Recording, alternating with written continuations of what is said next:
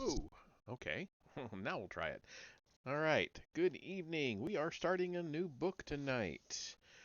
Finished up The Secret History of the World and decided that tonight we're going to start in on Trust Me, I'm Lying Confessions of a Media Manipulator.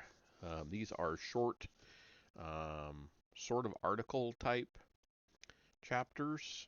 So we'll do a couple a night. I don't know how many till we get into it. And yeah, it should be an interesting read.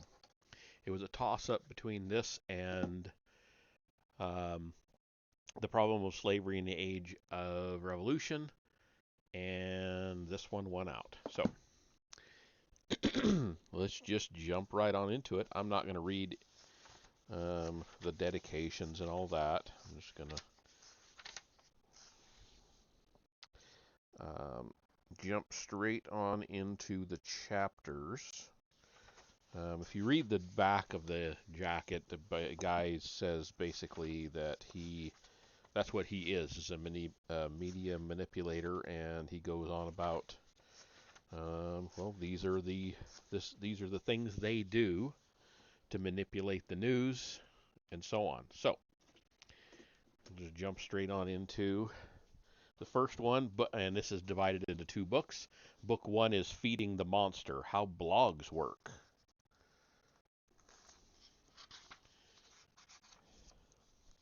Blogs make the news.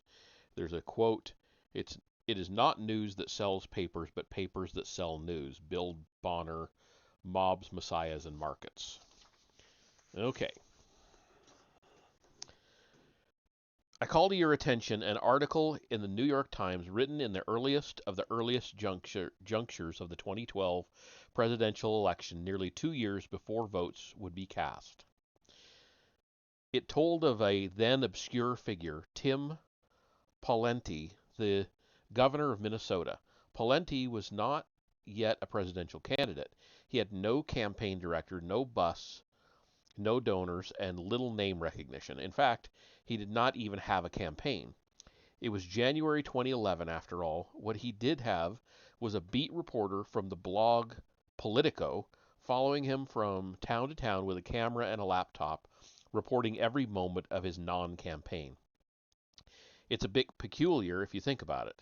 Even the New York Times, the newspaper that spends millions of dollars a year for a Baghdad bureau, which can fund investigative reporters 5 or 10 years in the making, reports, I'm sorry, 5 or 10 years in the making, didn't have a reporter covering Pawlenty.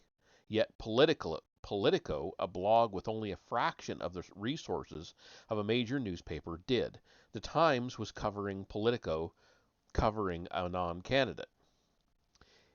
It was a little like a Ponzi scheme, and like all such schemes, it went from boom to bust. Pawlenty became a candidate. Coverage of him generated millions of impressions online, then in print, and finally on television before he flamed out and withdrew from the race. Pardon me a moment.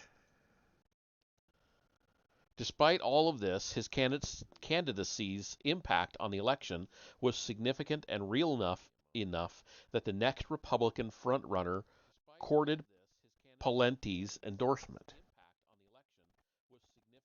Whoa. Mute that. Mute. Okay. I don't know if you guys could hear that, but I could. Um,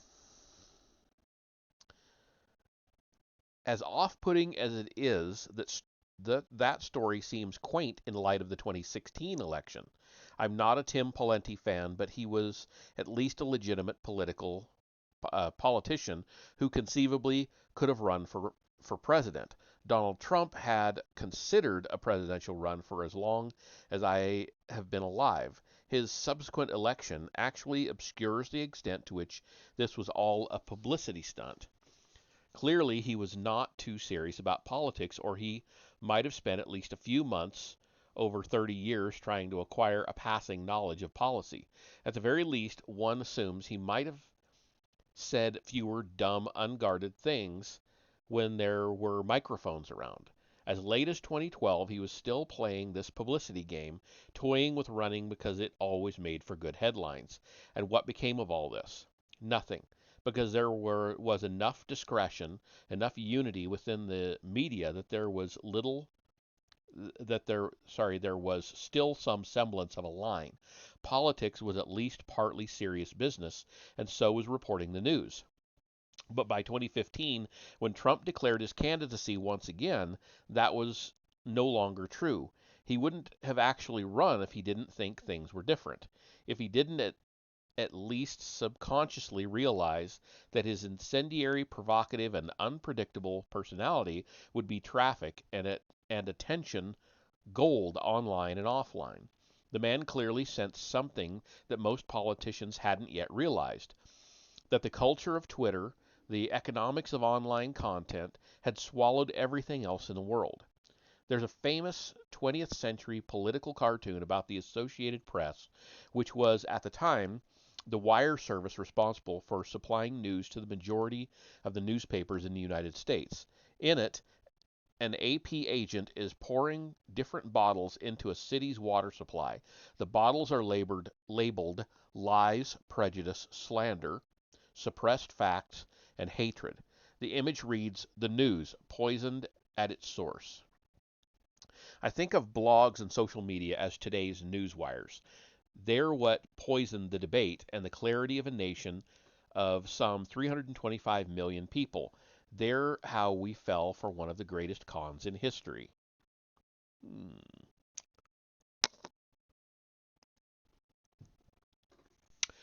Blogs matter. By blog, I'm referring collectively to all online publishing. That's everything from Twitter accounts to major newspaper websites to web videos to group blogs with hundreds of writers. I don't care whether the owners consider themselves blogs or not. The reality is that they are all subject to the same incentives and they fight for attention with similar tactics.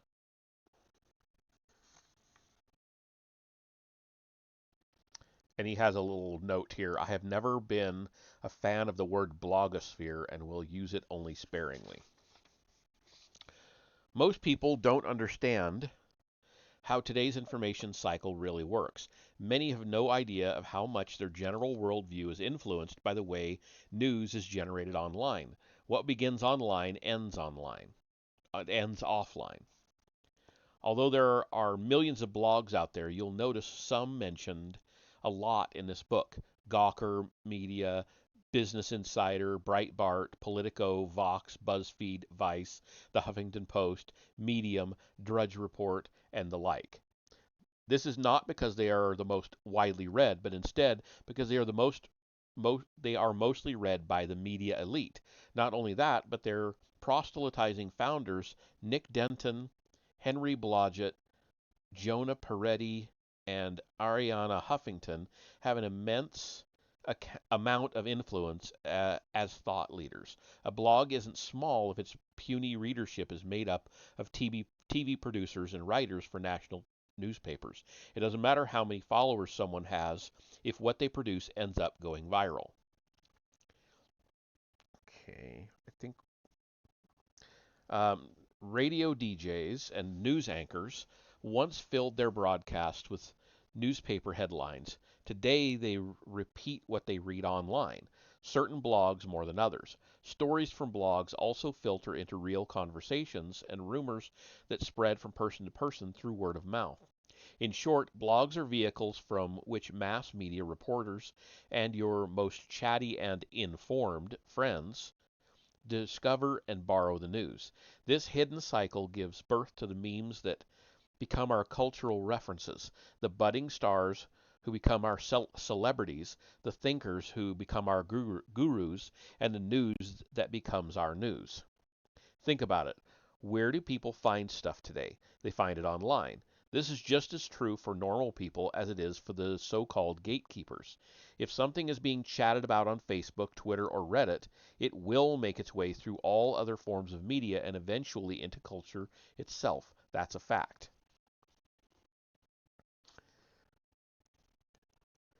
When I figured this out early in my career in public relations, I had a thought that only a naive and destructively ambitious 20 something would have. If I master the rules that govern blogs, I can be the master of all they determine. It was essentially access to a fiat over culture. It may have been dangerous thought, but it wasn't hyperbole.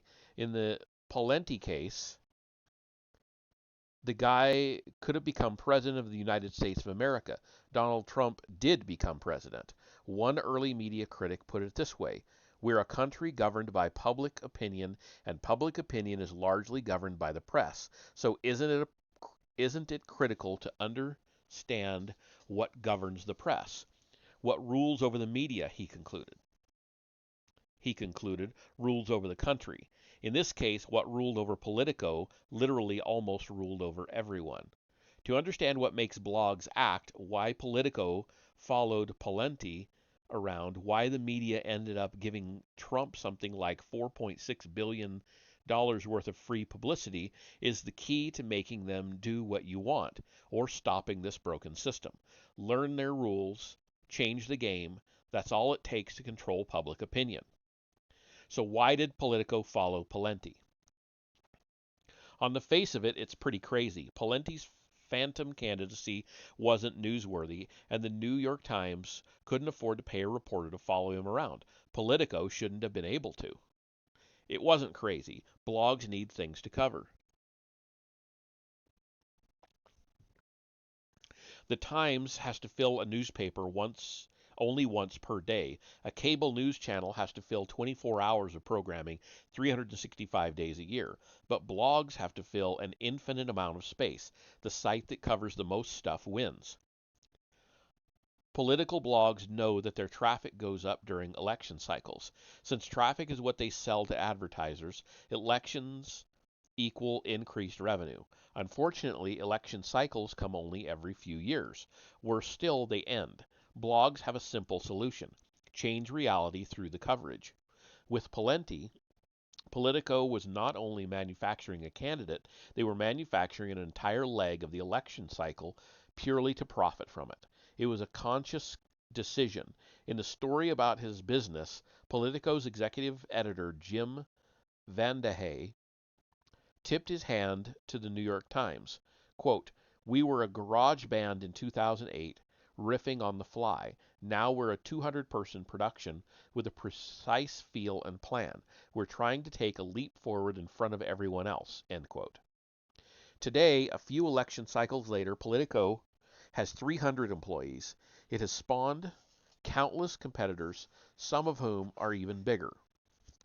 When a blog like Politico tried to leap in front of everyone else, the person they arbitrarily decided to cover was turned into an actual candidate. The campaign starts gradually, with a few mentions on blogs, moves on to potential contender, begins to be considered for debates, and is then included on the ballot. This platform accumulates real supporters who donate real time and money to the campaign. The campaign buzz is reified by the mass media, who covers and legitimizes whatever is being talked about online. Pawlenty's campaign may have failed, but for blogs and other media, it was a profitable success. He generated millions of page views for blogs, was the subject of dozens of stories in print and online, and had his fair share of television time. When journalists first covered Trump, they loved him because they thought he was a joke. They loved how he polarized the audience and how each crazy thing he said or did made for better headlines. Over time, he became a serious candidate. Repeated, incessant media coverage can do that. And despite the supposed liberal bias of the media, they continued to shower him with attention. He was great for business. In case you didn't catch it, here's the cycle again.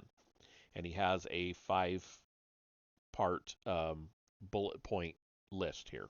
So the first one: political blogs need things to cover. Traffic increases during election. 2. Reality, election far away, does not align with this.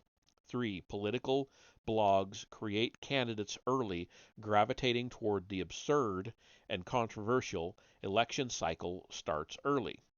4. The person they cover by virtue of coverage becomes actual candidate or president. 5. Blogs profit literally, the public loses. Okay.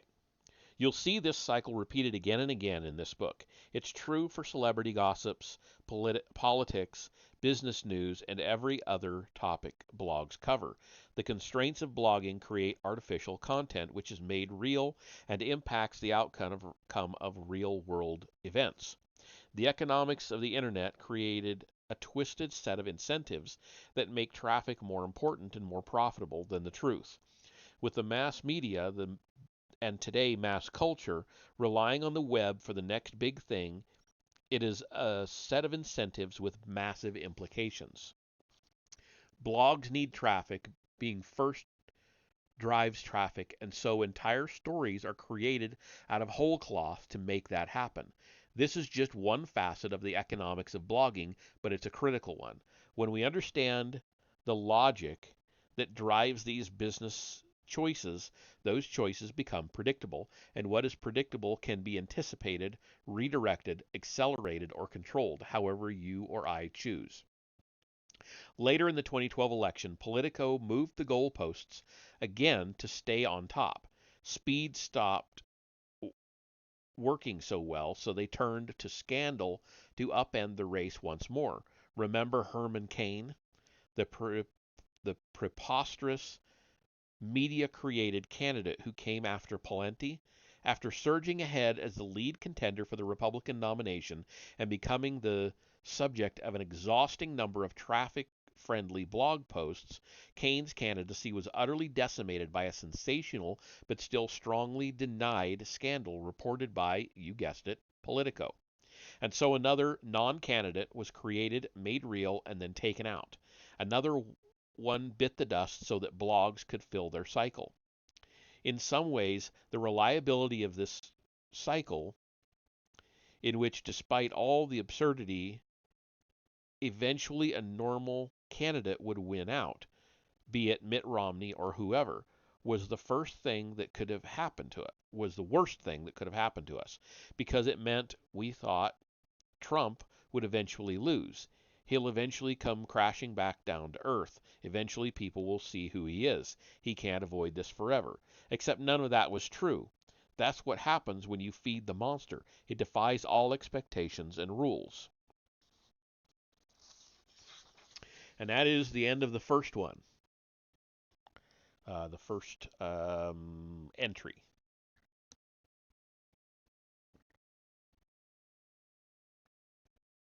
So it looks like these are going to be pretty short. So at least based on that one. And then I spoke too soon. The second one a lot longer. Lot longer. Holy crap. Okay. Well, we'll read it. I might have to stop partway through to go get some more water, but we'll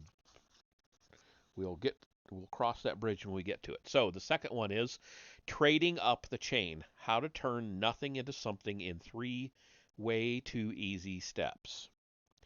And then there's another quote, quite a lot longer quote this time. Some people in the press, I think, are just lazy as hell. There are times when I pitch a story and they do it word for word. That's just embarrassing.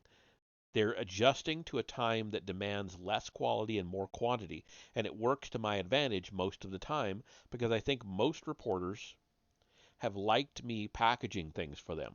Most people will opt for what's easier so they can move on to the next thing. Reporters are measured by how often their stuff gets on Drudge. It's a bad way to be, but it's reality. And that is a quote from Kurt Bardella, or Bardea, double L there, former press secretary for Republican Congressman Darrell Issa. ISSA. I don't know how to. Is that Isa or Isa? I don't know. Anyway, moving on. Never heard of him.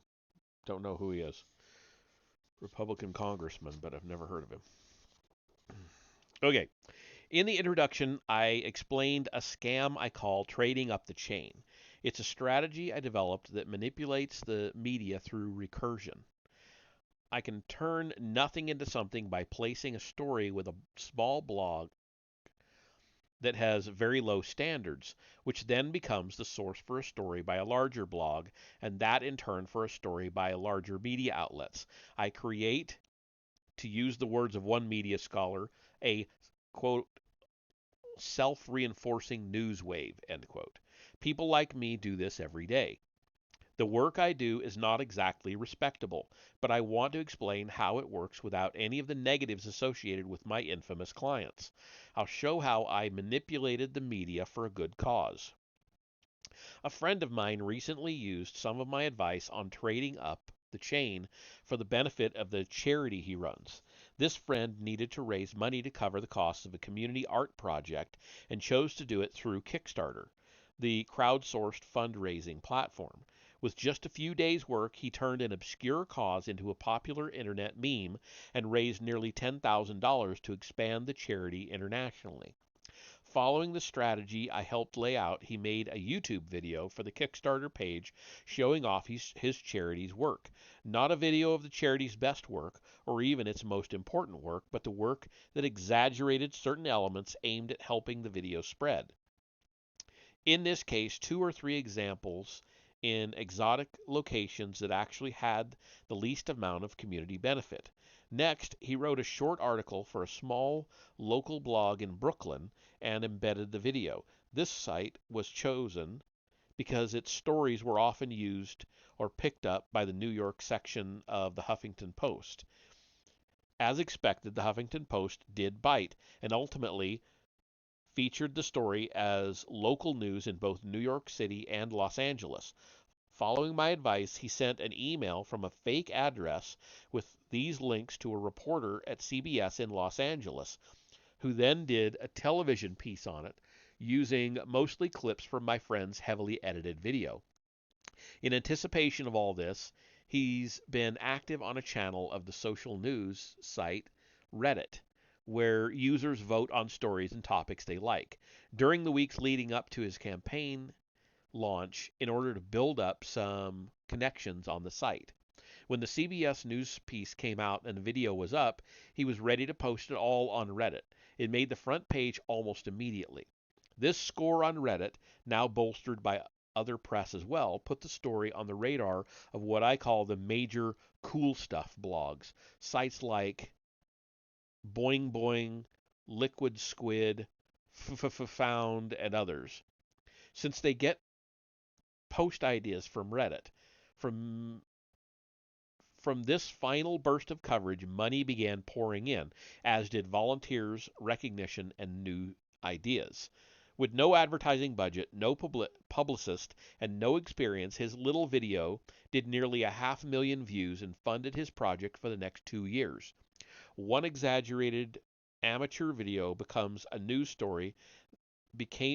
story that was written about independently by dozens of outlets in dozens of markets and did millions of media impressions. He had created and then manipulated this attention entirely by himself.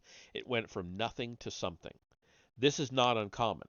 Did you ever hear of the guy who created a company called Ship Your Enemies Glitter? He literally turned nothing into something. Drunk one night, he had a funny idea about sending envelopes of glitter to people and charging for it. So he created a landing page and put it up on a site called producthunt.com, which features newly launched startups. From there, his company, quote unquote, was featured in the Washington Post, Business Insider, the Huffington Post, The Verge, Time, and Fast Company. Almost instantly, he took in almost $20,000 worth of orders, but because it was not a real company, he ended up selling the domain to another entrepreneur who wanted to take it to the next level for $80,000. Fake idea, real money. Before you get upset at us, remember, we were only doing what Lindsay Robertson, a blogger from Videogum, Jezebel, and New York Magazine's Vulture blog taught us to do. In a post explaining to publicists how they could better game bloggers like herself, Lindsay advised focusing, quote, on a lower traffic tier with the correct understanding that these days content filters up as much as it filters down, and often the smaller sites with Their ability to dig deeper into the internet and be more nimble act as farm teams for the larger ones, end quote. This is not new either. Early 20th century media critics were some of the first to describe how false news was easily propagated through the media system. A local newspaper would run an inaccurate item with the with the advent of the telegraph. These stories would be and often were republished over the next week in newspapers across the country. As Max Sherover wrote in 1914 of newspapers, quote, "The stories they have forwarded are obviously composed in large part of wild romancing. They snap up the most improbable reports and enlarge upon them with every detail that their fancy can suggest." End quote. A document from 1995 recently released by the Clinton Archive shows that more modern political manipulators have also tried to use the lower rungs of online media to plant narratives or scandals, as the document explains. So this is a fairly long quote. Quote, "This is how the stream works. Well-funded right-wing think tanks and individuals underwrite conservative newsletters and newspapers such as the Western Journalism Center, the American Spectator, and the Pittsburgh Tribune Review. Next, the stories are reprinted on the internet where they are bounced into the mainstream media through one of two ways. One, the story will be picked up by the British tabloids and covered as a major story from which the American right of center mainstream media, i.e., the Wall Street Journal, Washington Times, and New York Post, will then pick the story up. Or two, the story will be bounced directly from the internet to the right of center mainstream American media. After the mainstream right of center media covers the story, congressional committees will look into the story. After Congress looks into the story now has the legitimacy to be covered by the remainder of the American mainstream press as a real story." End quote. The Clintons famously alleged a quote-unquote vast right-wing conspiracy, and as self-serving and unreliable as the couple is, they weren't totally wrong. They just didn't mention that the left wing can and does use the same strategy. How else would one venture to explain the 2012 story that Republican South Carolina Governor Nikki Haley would soon be indicted on tax fraud charges from work related to the Sikh Religious Society? Thanks to a defamation suit filed by the Sikh Religious Society, we know that the story got its start when a blogger tweeted about it, citing as his source, quote, "two well-placed legal experts," end quote, that turned out to be a local blog and a local television reporter. After the tweet, the story was picked up by the Daily Beast, Daily Caller, and Drudge Report. The speed with which the Haley story started and was shot down the next day — she provided a document from the IRS stating they wouldn't investigate — shows how quickly something can shoot up the chain with just the slightest shred of attribution. But thankfully, because of the defamation suit, this was one of the rare cases where there were some consequences for a journalist starting a bogus story: a written public apology and release of the name of his two sources. Online publications compete to get stories first. Newspapers compete to confirm it, and then pundits compete for airtime to opine on it. The smaller sites legitimize the newsworthiness of the story for the sites with bigger audiences. Consecutively and concurrently, this pattern inherently distorts and exaggerates whatever they cover. Okay. The lay of the land.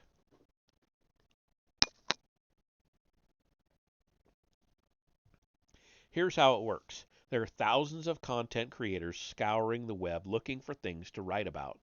They must write several times each day. This is no easy task. So bloggers search Twitter, Facebook, comment sections, press releases, rival blogs, and other sources to develop their material. Where else are they going to get it? There's no time for investigative reporting. Above them are hundreds of mid-level online and offline journalists at websites and blogs and in magazines and newspapers who use those bloggers below them as sources and filters. They also have to write constantly and engage in the same search for buzz, only a little more developed.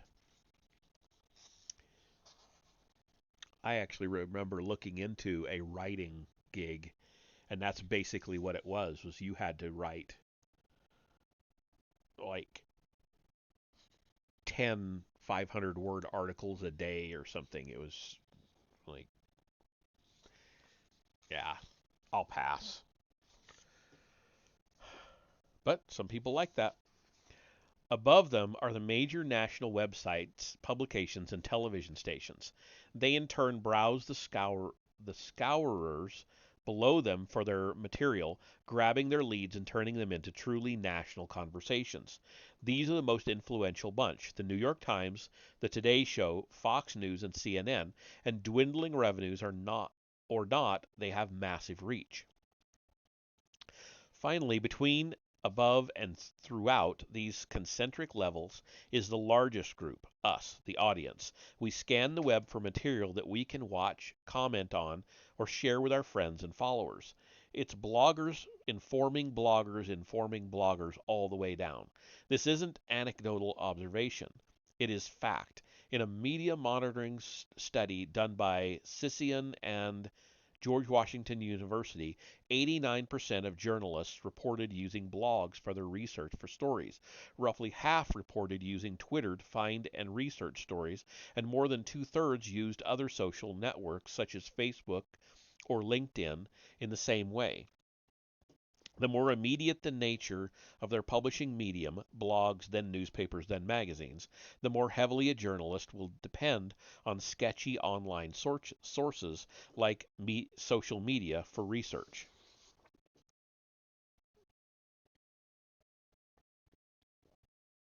Recklessness, laziness, however you want to categorize it, the attitude is openly tolerated and acknowledged. The majority of journalists surveyed admitted to knowing that their online sources were less reliable than traditional ones.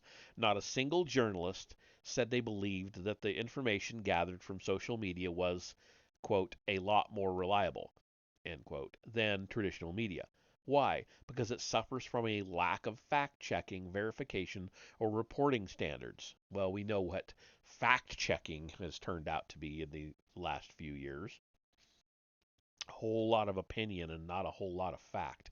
For the sake of simplicity, though, let's break the chain into three levels. I know these levels are one thing only: beachheads for manufacturing news. I don't think someone could have designed a system easier to manipulate if they wanted to. Level 1, the entry point. At the first level, small blogs and local websites that cover your neighborhood or scene are some of the easiest sites to get traction on, since they typically write about local personal issues pertaining to a contained readership. Trust is very high. At the same time, they are cash strapped and traffic hungry, always on the lookout for a big story that might draw a big spike of new viewers. It doesn't have to be local, though. It can be a site about a subject you know very well, or it can be a site run by a friend. What's important is that the site is small and understaffed. This makes it possible to sell them a story that is only loosely connected to their core message, but really sets you up to transition to the next level. Level 2, the legacy media. Here we begin to see a mix of online and offline sources. The blogs of newspapers and local television stations are some of the best targets. For starters, they share the same URL and often get aggregated in Google News. Places like the Wall Street Journal, Newsweek, and CBS often have sister sites that feature the company's logos but have their own editorial standards, not always as rigorous as their old media counterparts. They seem legitimate, but they are, as Fark.com, that's Fark.com, founder Drew Curtis calls them, just, quote, mass media sections that update more often but with less editorial oversight, end quote. Legacy media outlets are critical turning points in building up momentum. The reality is that the bloggers at Forbes.com or the Chicago Tribune do not operate on the same editorial guidelines as their print counterparts. However, their final output can be made to look like it carries the same weight. If you get a blog on Wired.com to mention your startup, you can smack, quote, a revolutionary device Wired. Uh, uh, this is a quote within a quote. I don't know. On the box of your product just as surely as you could if Wired had put your CEO on the cover of the magazine. These sites won't write about just anything, though. You need to create chatter or a strong story angle to hook this kind of sucker. Their illusion of legitimacy comes at the cost of being slightly more selective when it comes to what they cover, but it is worth the price because it will grant the bigger websites in your sites later the privilege of using magic words like NBC is reporting, quote unquote. Level 3, national. Having registered multiple stories from multiple sources firmly onto the radar of both local and mid-level outlets, you can now leverage this coverage to access the highest level of media, the national press. Getting to this level usually involves less direct pushing and a lot more messaging. The sites that have already taken your bait are now on your side. They desperately want their articles to get as much traffic as possible, and being linked to or mentioned on national sites is how they do that. These sites will take care of submitting your articles to news aggregator sites like Drudge or Reddit, because making the front page will drive tens of thousands of visitors to their article. Mass media reporters monitor aggregators for story ideas and often cover what is trending there, like they did with the charity story after it made the front page of Reddit. It's in today's world, even these guys have. Uh, sorry. In today's world, even these guys have to think like bloggers. They need to get as many page views as possible. Success on the lower levels of the media chain is evidence that the story could deliver even better results from a national platform. You just want to make sure that such reporters notice the stories gaining traction. Take the outlet where you'd ultimately like to receive coverage and observe it for patterns. You'll notice that they tend to get their story ideas from the same second level sites, and by tailoring the story to those smaller sites or site, it sets you up to be noticed by the larger one. Certain blogs are read very heavily by the New York City media set. You can craft the story for those sites and automatically set yourself up to appeal to the other reporters reading it without ever speaking to them directly. A media example, Katie Couric, claims she gets many story ideas from her Twitter followers, which means that getting a few tweets out of the 700 or so people she follows is all it takes to get a shot at the nightly national news. News anchors aren't the only people susceptible to this trick. Scott Venner, the famous hit maker responsible for picking the songs that went into HBO shows like Entourage and How to Make It in America, has a reputation for discovering unknown artists. Really, he admits most of the music he finds is just what is bubbling up on the internet. Since Venner monitors conversations on Twitter and the comments on trendy music blogs, a shot at a six-figure HBO payday and instant mainstream exposure is just a few manufactured bubbles away. It's a simple illusion. Create the perception that the meme already exists, and all the reporter or the music supervisor or celebrity stylist is doing is popularizing it. They rarely bother to look past the first impressions. Okay, we've got like 6 pages left. I think I can make it maybe on the water I have here. Levels 1, 2, 3. How I traded up the chain. My campaign for I Hope They Serve Beer in Hell began with vandalizing the billboards. The graffiti was designed to bait two specific sites: Curbed Los Angeles and Media Bistro's Fishbowl LA. When I sent them photos of my work under the fake name Evan Meyer, they both quickly picked it up. For his contributions as a tipster, Evan earned his own Media Bistro profile, which still exists. According to the site, he has not been cited since. Curbed LA began their post by using my email verbatim. Quote, a reader writes, I saw these on my way home last night. It was on 3rd and Crescent Heights, I think. Good to know Los Angeles hates him too. Provocateur Tucker Max's new movie, I Hope They Serve Beer in Hell, opens this weekend. Emphasis mine. And that's end quote. Thanks for the plug. In creating outrage for the movie, I had a lot of luck getting local websites to cover or spread the news about protests of the screenings we had organized through anonymous tips. They were the easiest place to get the story started. We would send them a few offensive quotes and say something like, quote, this misogynist is coming to our school and we're so fucking pissed. Could you help spread the word, end quote. Or I'd email a neighborhood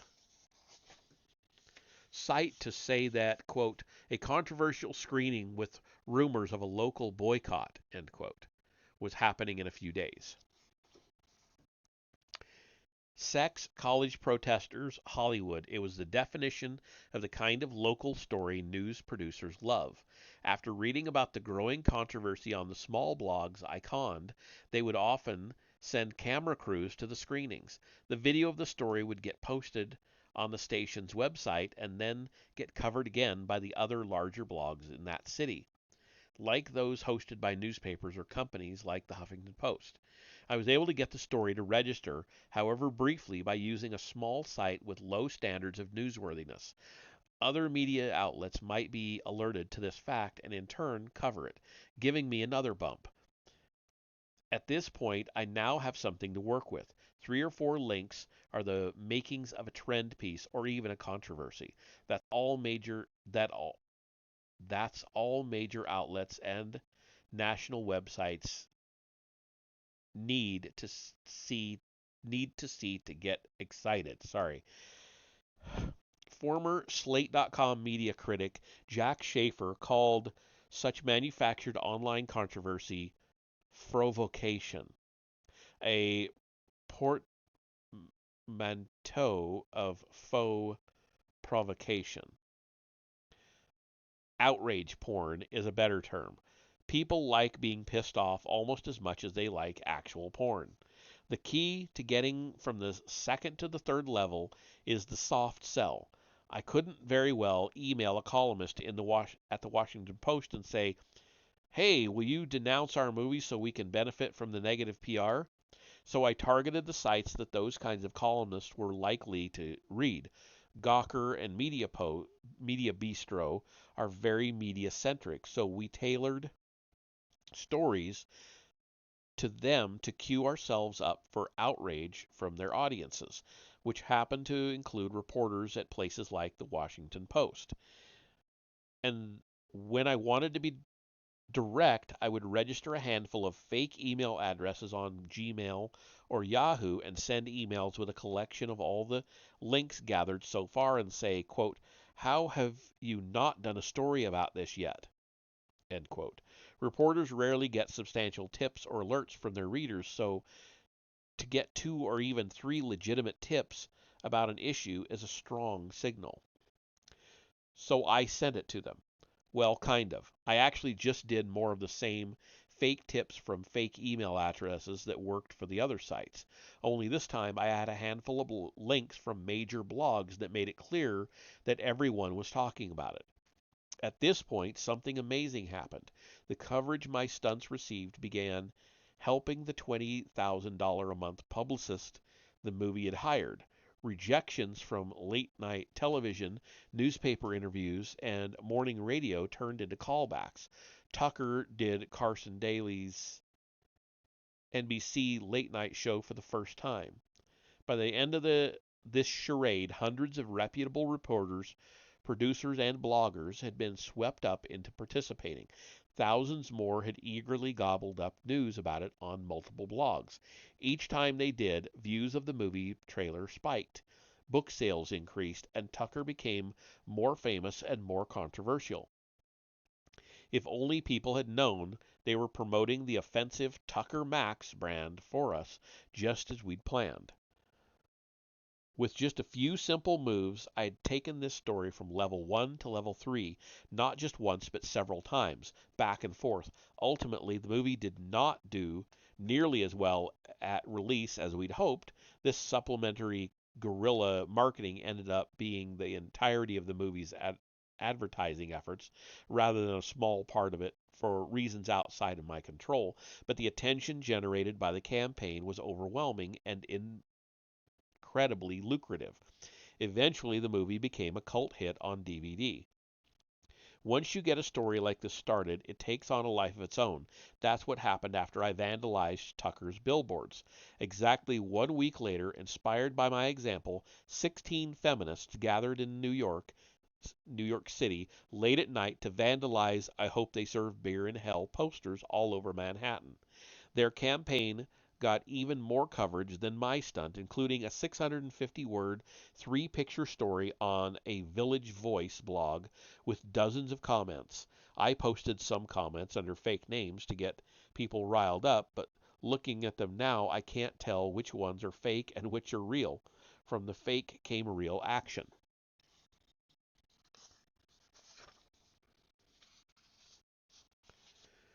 The media dancing with itself. Okay, we've got 3 pages left.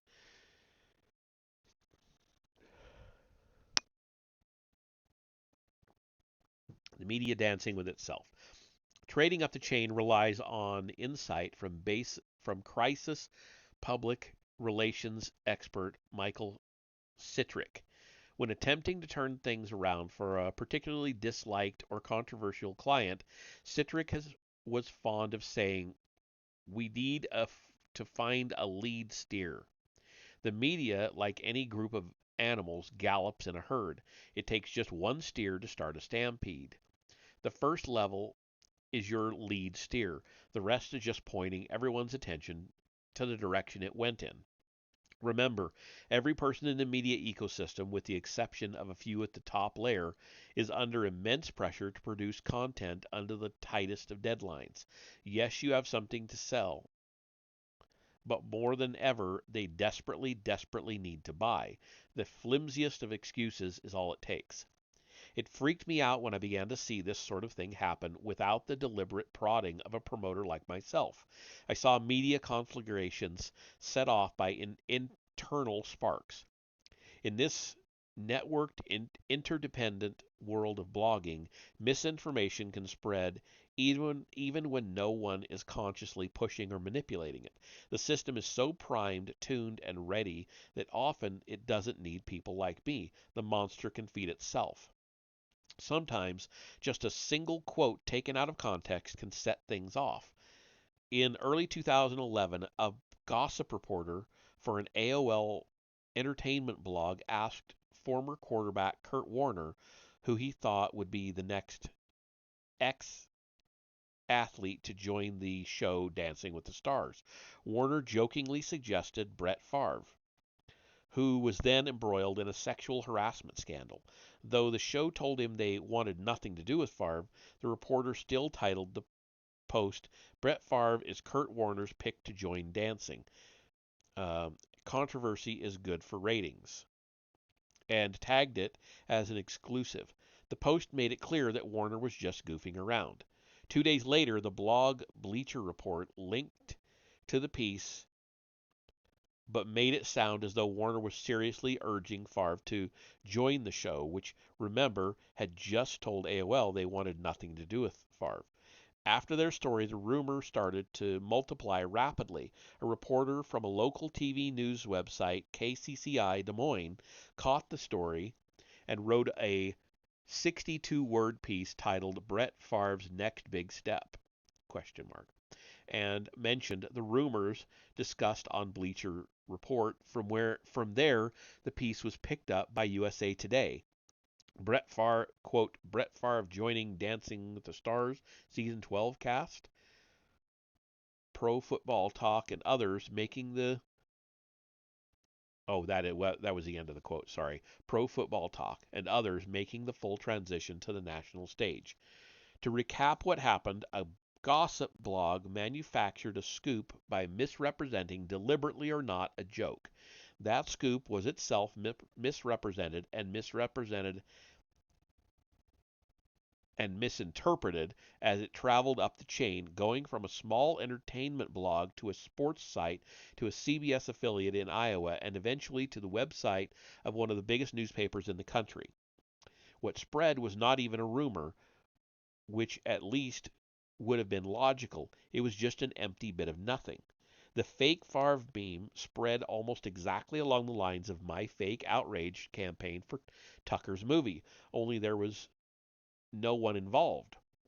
Not only is the web susceptible to spreading false information, but it can also be the source of it. For a gossip story, it's not a big deal. You might be thinking, that Favre story is old. Who cares? Well, let me ask you this. In the intervening years, as newsroom budgets have gotten smaller, as ad rates have declined, and as the news cycle has gotten faster and faster, do you think there are fewer fake stories like that rippling through the internet, or do you think there might be even more? I wish we could go back to those good old days when only celebrity gossip was unreliable. A true fool feeding the monster.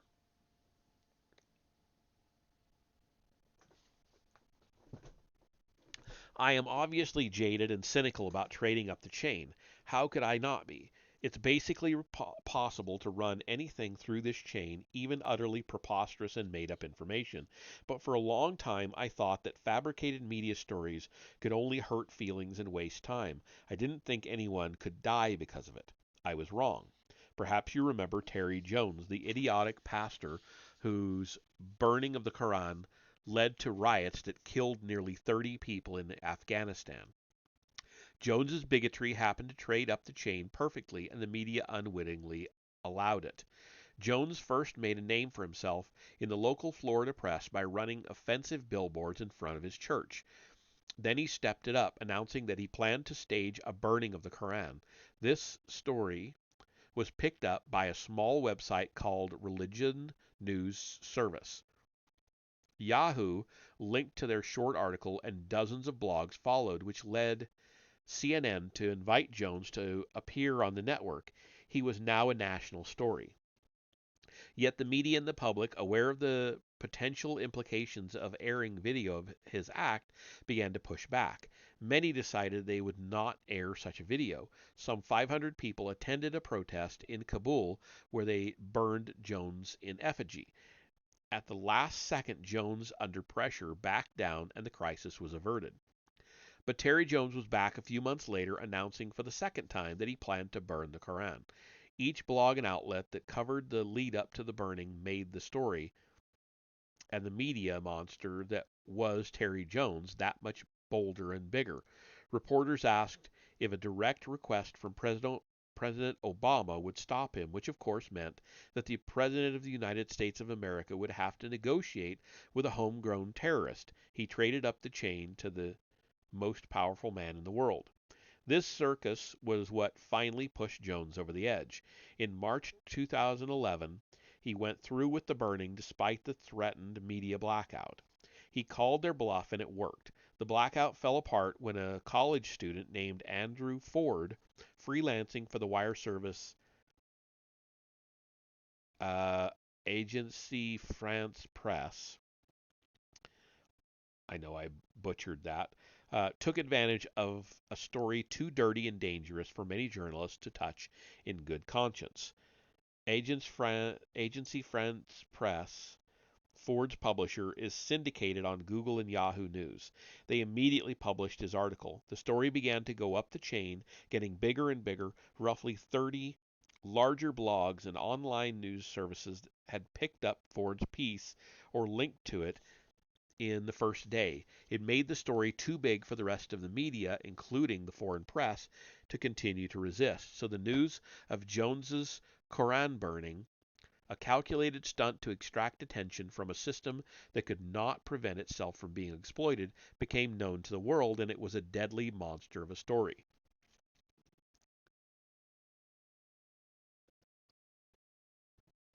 Within days, 27 people were killed during riots in Afghanistan, including 7 UN workers. 40 more were injured. Christians were specifically targeted, and Taliban flags were flown in the streets of Kabul. Quote, it took just one college student to defeat a media blackout and move a story halfway around the globe within 24 hours, end quote. The Poynter Institute wrote in an analysis of the reporting. This was, as Forbes journalist Jeff Bercovici put it, truly an example of, quote, when journalism 2.0 kills, end quote. One kook and one overeager young journalist unintentionally show why trading up the chain, feeding the monster, can be so dangerous, though for Jones, very effective. They weren't just turning nothing into something. The beast these blogs built up set off needless bloodshed. And is this not a similar dynamic to what happened in Berkeley in 2017 when students rioted in protest of the notorious troll Milo Yiannopoulos? Somehow a rumor started that Milo would be outing undocumented immigrants during his talk on the UC Berkeley campus. I have seen no definitive proof behind this rumor, nor could there ever be proof that someone might have done something. We'll never know because the riots and protesting became so violent that his talk was canceled. People easily could have been hurt or killed. Worse, the protesters didn't realize that they were playing right into Milo's hands. What would have otherwise been a talk in front of a few hundred students became headlines across the country for several days. President Trump even weighed in, threatening to pull federal funding from the university. Once again, a troll won and was rewarded with precisely the attention he wanted because no one in the media could break their own self-imposed pattern. The stories just took on a life of their own. You can trade up the chain for charity, or you can trade up it to create funny fake news, or you can do it to create violence, hatred, and even incidentally death. And that is the end of the second entry in this book, and I am going to call that a read for the night. Interesting. He's got an interesting writing style, and it does seem to be awfully easy to manipulate the news. So, at least the way he's explaining it. So, I think this was a good choice. I want to read that other book, The Problem of Slavery in the Age of Revolution, but it was good that we started with this one. So, all right. Let's see who's around. Is there anybody we want to raid? Well, Mr. Blitzer's on. Hey. Okay. He's actually got more viewers right now than Zeus would, which is surprising. Zeus would usually got 30 or 40 people watching him. He's only got 9 right now. So let's see. Eeny, meeny, miny, mo. Who do I want to go to? Zeus or Blitzer? Mr. Blitzer it is. All right. So I'm going to take us on over there. I will stick around for a minute or two if you would, please. And I will see you there.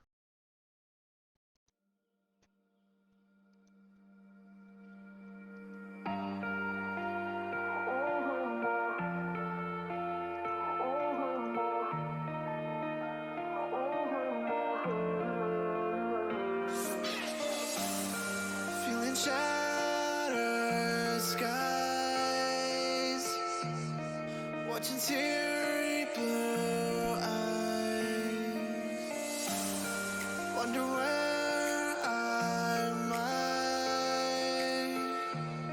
find and some peace of mind. Not much luck I had, but more sophisticated into love relations.